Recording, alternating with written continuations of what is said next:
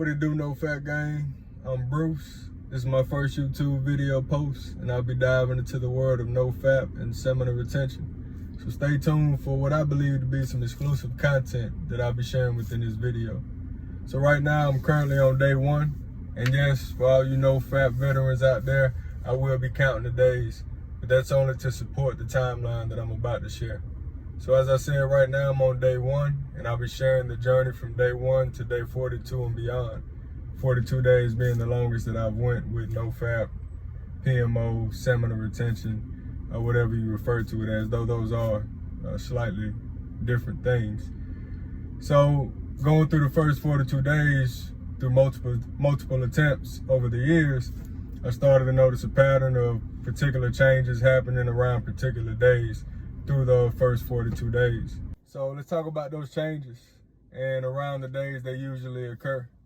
And I'm gonna keep this more of a summarized version. And when I post the individual videos on those days of progress, I'll go into depth on what I felt throughout that time period and tell you if it matched up with my timeline.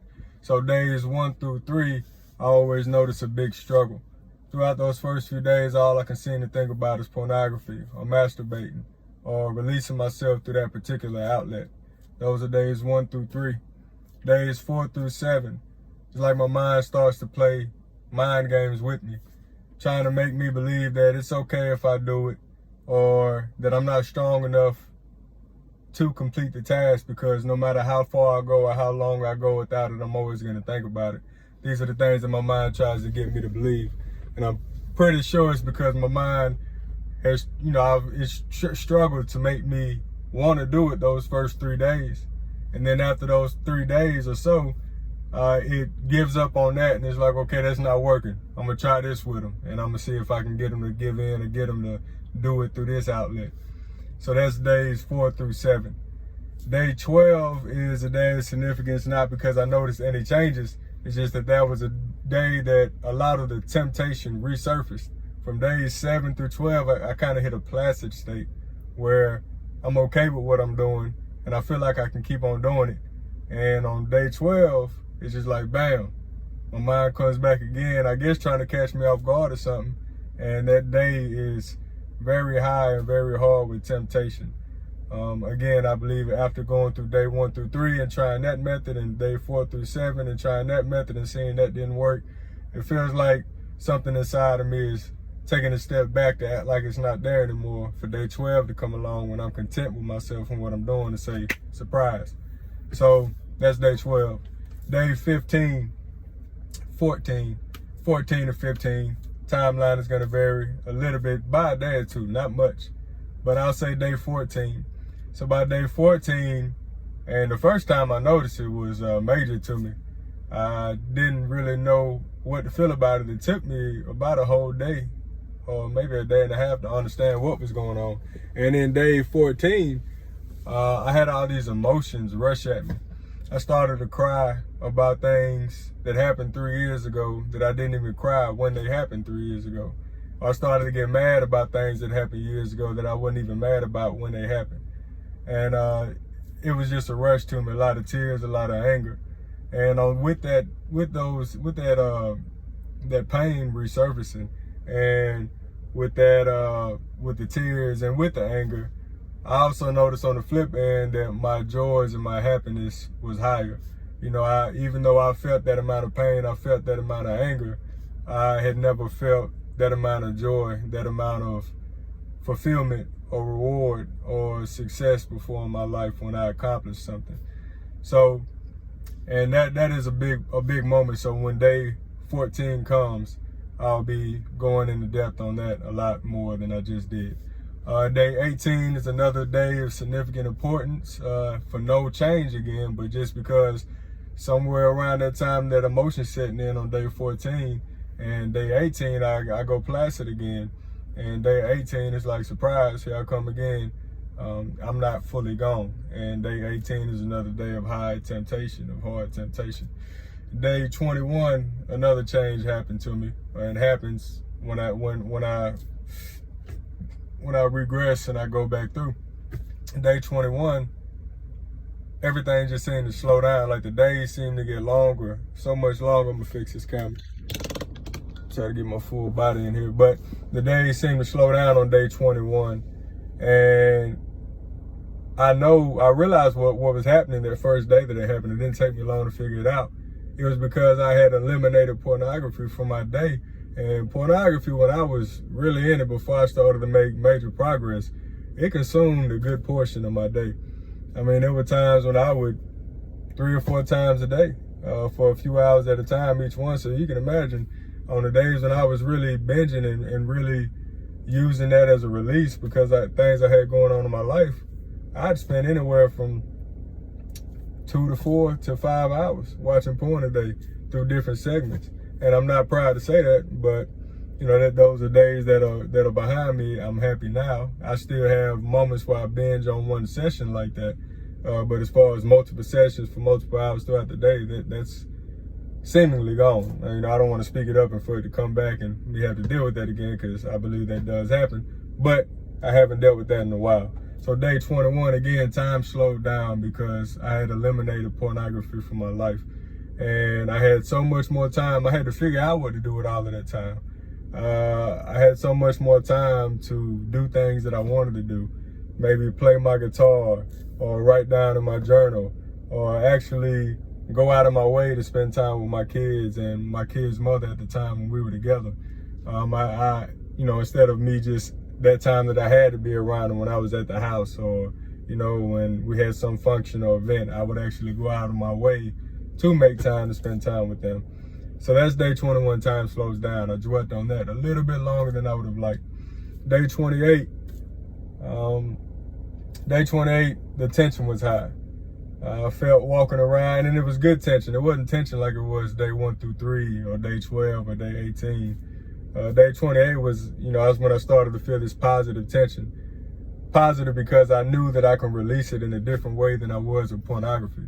So I would walk around feeling like, when you hear it a lot, Superman. That's what I thought in my head. Of course, I'm not really Superman and I wasn't Superman, but I felt like my confidence was unshakable.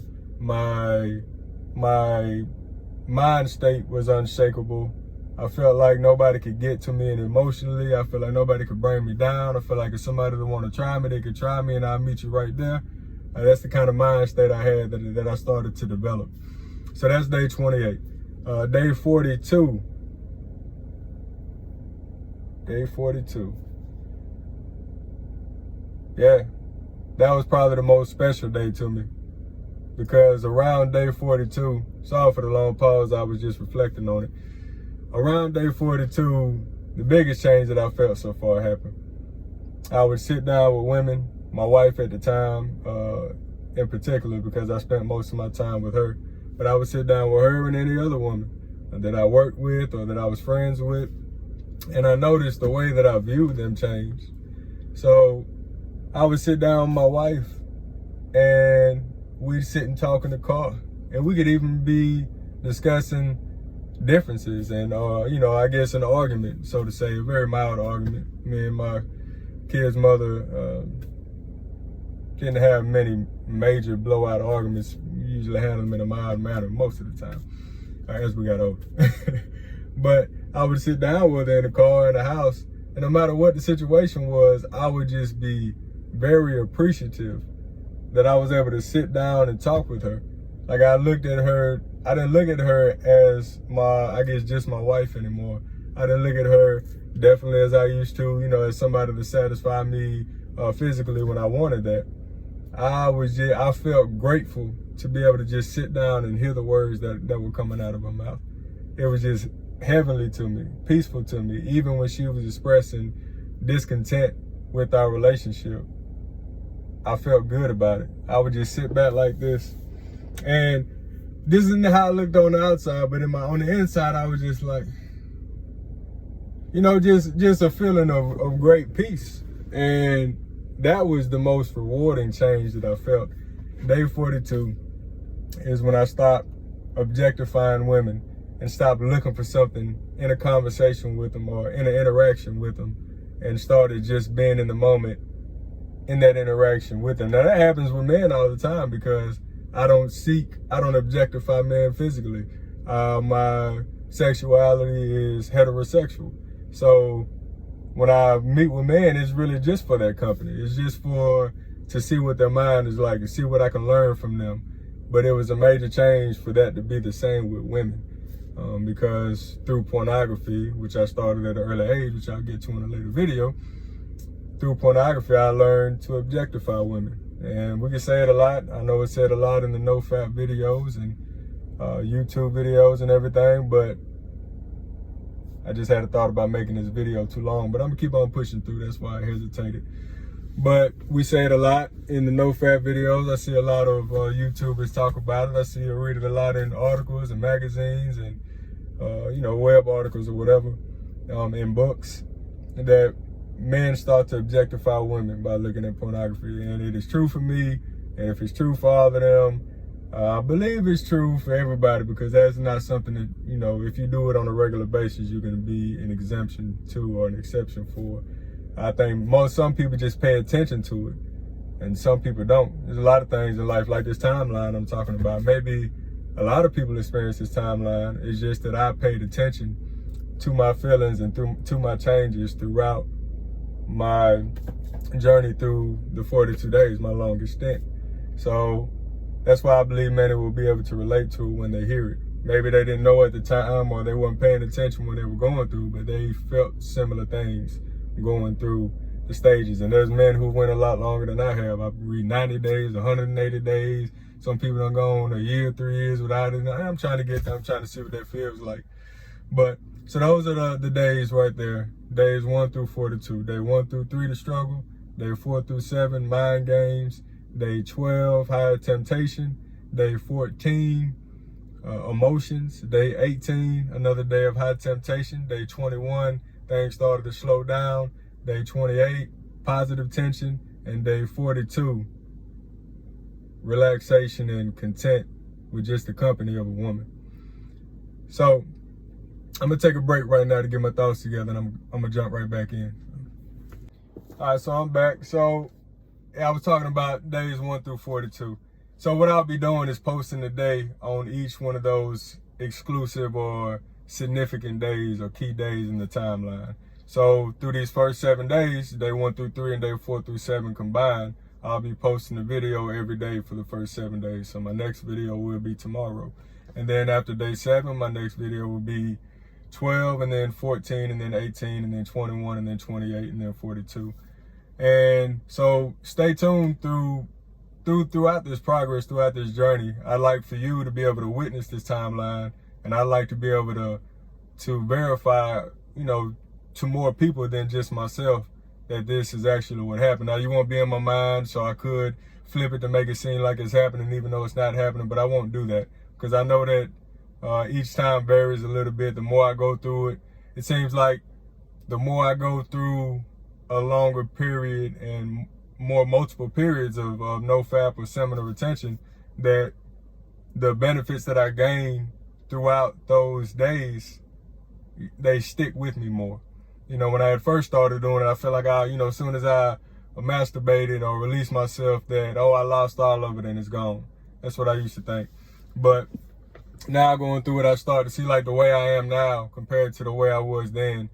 I can only surmise, I can only gather that those benefits and those mind states stuck with me, and I benefited from them, from at least experiencing them, even if I didn't continue on with the NoFAP or the seminal retention timeline, or going in longer on it.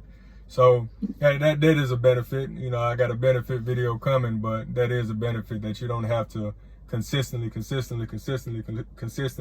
NoFAP in order to feel the benefits. Some stick with you even if you're not doing it.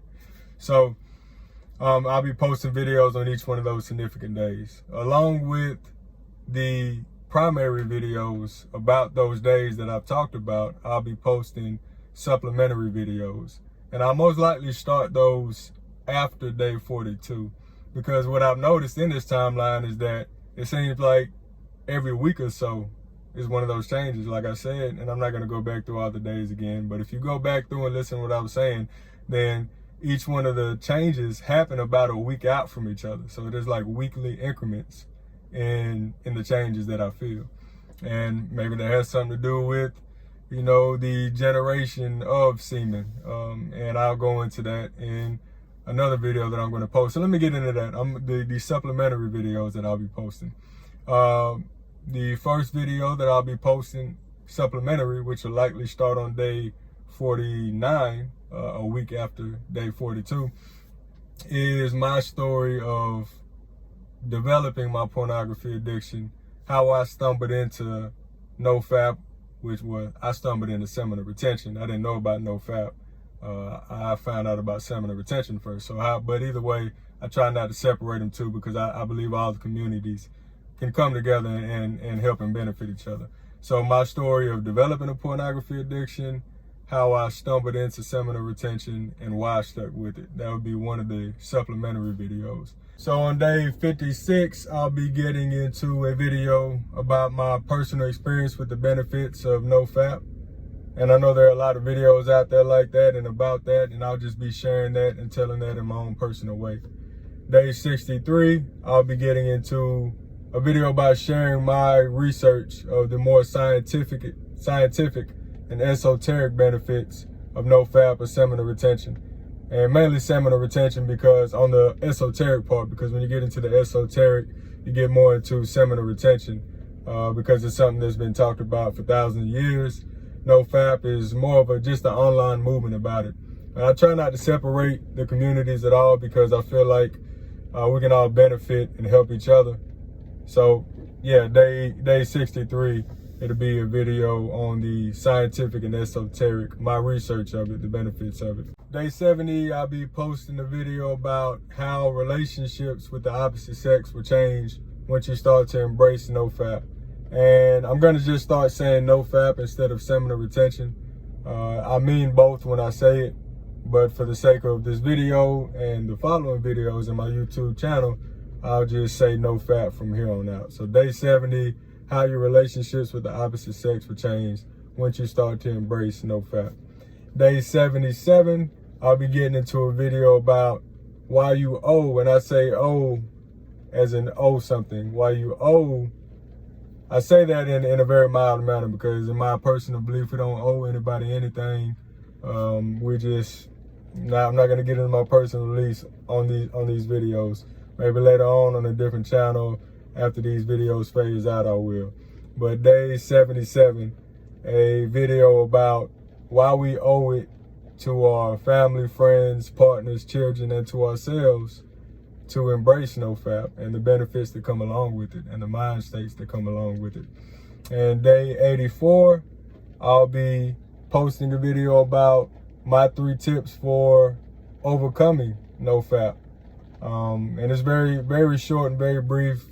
3 solid things that I do when I'm focused and determined to overcome pornography.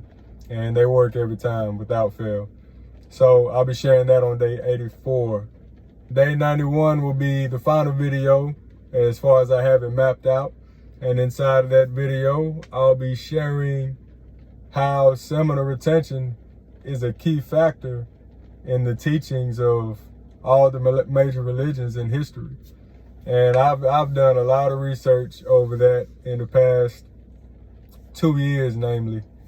And it's just been amazing how it's all came together. And as I said, I'm not religious. I used to be a Christian, as you can see from the tattoos. Yeah, but I'm not religious anymore. It was a phase of my life, a stage in my life, and I'm past that now. Nothing against religious people or religions or religious texts. I still read religious texts. I still love conversations with religious people. And I still love the discipline that comes along with religions. But in that video, I'll be sharing my take on how seminal retention is a key factor in the teachings and the purpose of all the major religions in history. And in that video, I may divert and go around a few obstacles and get into some things that are not necessarily about seminal retention, but will help piece everything together. So that'll be on day 91. Throughout these days, I believe I'd like to do it as well. Day 30, day 60, and day 90, I'll be posting a monthly update video. I don't believe there's, as far as what I've said so far, I don't believe there's any videos planned for those days. So that is the timeline, that is the map for what I have going on with my upcoming videos. So if you are interested in what you've heard and you want to make sure that you don't miss a beat or that you don't miss an update, please subscribe to the channel. If you found anything interesting in the content, or if you found anything valid, or if you found anything that you felt like would help you, then please like and comment on this video. And I will see y'all tomorrow for the day 2 video.